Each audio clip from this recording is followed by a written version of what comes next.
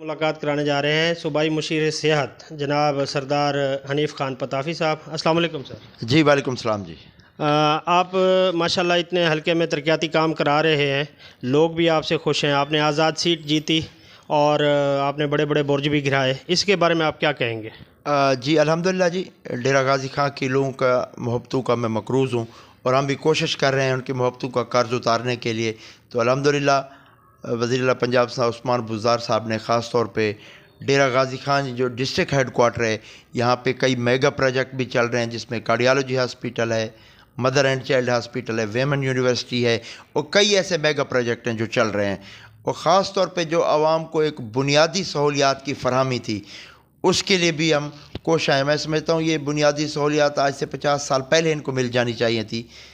सफाई का निज़ाम यहाँ पे बड़ा अबतर था, वेस्ट मैनेजमेंट उसके लिए लेके आए हैं। पीएचए शहर को क्लीन एंड ग्रीन बनाने में मदद दे रही है। कॉरपोरेशन, पब्लिक हेल्थ, ये तमाम डिपार्टमेंट मिल के शहर को क्लीन एंड ग्रीन बनाने के लिए कोशिश है। तो इंशाल्लाह हमने इलेक्शन में जो आवाम से वादे किए थे, जब हम 5 साल अपने कंप्लीट करेंगे तो इंशाल्लाह उन तमाम वादों की तकमील करेंगे इंशाल्लाह जी। अच्छा, ये कल का जो वाक़या हुआ है सियालकोट के अंदर, इसका आप क्या कहेंगे?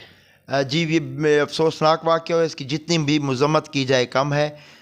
तो इस पे वज़ीर आज़म साहब ख़ुद ऑन बोर्ड हैं, पल पल की रिपोर्ट ले रहे हैं और जो भी इस घिनौने वाक़े में जो मुलव्वस हैं, जो इसके मुहर्रिकात हैं, उनको इंशाल्लाह करारवा की सज़ा भी मिलेगी और ताकि मुस्तक़बिल में कोई इस तरह की घिनौनी हरकत करने के बारे में सोच भी ना सके। तो इंशाल्लाह इनको करारवा की सज़ा मिलेगी। इसमें 100 से ज़्यादा लोग गिरफ़्तार भी हो चुके हैं, जो मरकज़ी मुलज़िम है वो भी गिरफ़्तार हो चुका है जी। अच्छा, अपोजिशन इस वक्त बड़ी वावेला कर रही है कि हम ये इलेक्शन नहीं होने देंगे, तो इसके बारे में आप क्या समझते हैं कि अवाम को समरात मिलेंगे या ये इलेक्शन कमीशन भी थोड़ा दूर भाग रहा है? तो क्या वो राह फरारी चाह रहे हैं या क्या इसकी मामलात है? देखिए जी, जनरल इलेक्शन तो 2023 में ही होंगे, तो बल्दियाती इलेक्शन इंशाल्लाह होने जा रहे हैं।